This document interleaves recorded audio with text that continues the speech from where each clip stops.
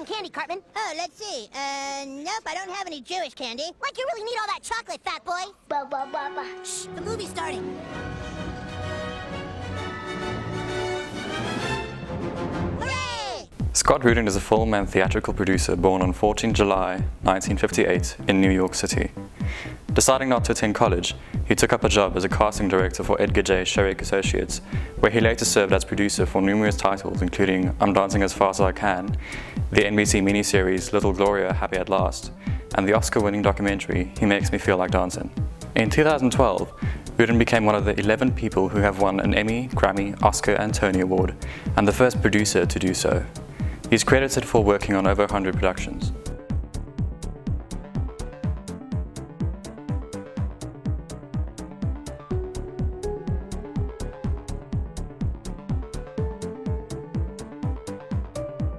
Rudin's films are well known for their exceptional casting, with recurring actors such as Meryl Streep, Cate Blanchett, Angelica Houston, Owen Wilson, Ben Stiller, Christina Ricci, Samuel L. Jackson, Kate Winslet, Gene Hackman, Julia Roberts,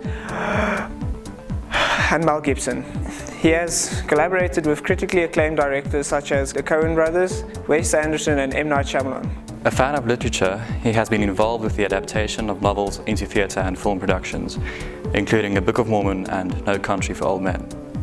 At the tender age of 27, he was promoted to the president of production at 20th Century Fox. In 2010, the Producers Guild of America announced that he would receive the 2011 David O. Selznick Achievement Award in Motion Pictures, noting his prestigious body of work. His keen business sense has led to the commercial success of various films which would normally be considered art house. 2008 might be regarded as his most successful year, with the release of There Will Be Blood and No Country for Old Men raking in the most Oscar nominations for that year. Joel Coen and Ethan Coen for No Country for Old Men, based on the novel by Cormac McCarthy. Paul Thomas Anderson for There Will Be Blood, based on Oil by Upton Sinclair. Though there are beloved Oscar nominees today, No Country and Paul Thomas Anderson's There Will Be Blood were initially considered huge commercial risks. So huge that Blood had already been rejected by Universal as being too costly before it came to Paramount Vantage. Vantage wanted to make No Country as well, but with the film's budget totaling $65 million, it was a big bite for a relatively new company. It was Rudin who came up with the idea of going to Disney-owned Miramax, persuading the studio to partner on both films with Vantage. Rudin put his money where his mouth was, waiving his upfront fee on Blood and taking a minimal fee on No Country. He has also never set foot on either set during filming, knowing he was in business with supremely confident filmmakers fiercely protective of their creative autonomy.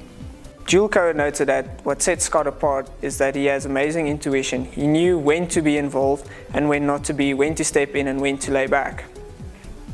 Rudin had his biggest impact after the films were shot, largely on the marketing campaigns. The Oscar ads for both pictures went to great lengths to hype the artistry of the films and the filmmakers. Rudin commented that the central message with No Country was the marriage of Cormac and the Coens, saying that is why he wanted to do the movie in the first place, teaming great filmmakers with a great American writer who had been woefully underserved in the movies. Rudin also had a sizable role in helping position There Will Be Blood, a film many feared was too grim and uncompromising to make a dent commercially. Sony Pictures chief Amy Pascal, who released the Rudin-produced The Other Berlin Girl, worked for Rudin as a young production executive.